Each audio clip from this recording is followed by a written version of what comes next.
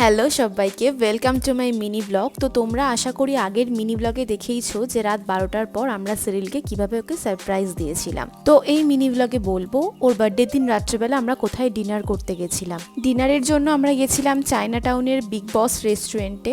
China town কলকাতার খুবই famous একটা জায়গা, আশা করি সবাই চেনো। তো ওখানে অনেক রেস্টুরেন্ট থাকে, তার মধ্যে আমরা বিগ বসেই গেছিলাম। ওখান থেকে ডিনার করে বেরিয়ে তারপরে আমাদের খুব একটু ডেজার্টের ক্রেভিং হচ্ছিল, তাই জন্য আমরা সবাই মিলে প্ল্যান করলাম যে বেলজিয়াম রাফেলে যাব। আর রাফেলস খেতে মোটামুটি আমাদের সবারই ভালো লাগে, তাই জন্য আমরা প্ল্যান করলাম যে রাফেলসই খাবো অ্যাজ আ ডেজার্ট হিসেবে।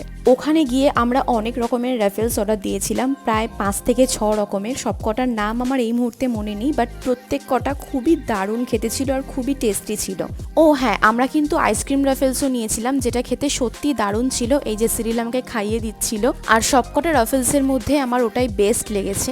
তো সেই দিনটা আমরা এভাবেই কাটিয়েছিলাম। দেখা হচ্ছে নেক্সট ব্লগে, টাটা।